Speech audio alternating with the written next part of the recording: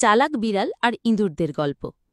শোন রে বাচ্চারা, অনেক অনেক দিন আগের কথা।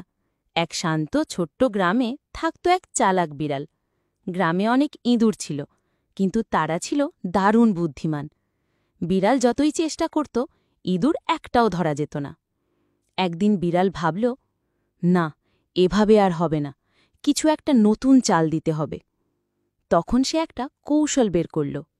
বিড়ালটা নিজের লেজ গুটিয়ে এক কোণে শুয়ে করল, চোখ আধবোঝা, নিঃশ্বাস ধীর করে এমন ভান করল যে সে নাকি ভীষণ অসুস্থ। ইঁদুররা দূর থেকে তাকিয়ে দেখল, আহা, বেচারা বিড়ালটা বোধহয় শেষ সময় এসে গেছে। তারা দৌড়ে এসে ফিসফিস করে বলল, চলো চলো, দেখি ওর কি হয়েছে। এক ইঁদুর, দুই ইঁদুর, তিন ইঁদুর সবাই কাছে চলে এলো।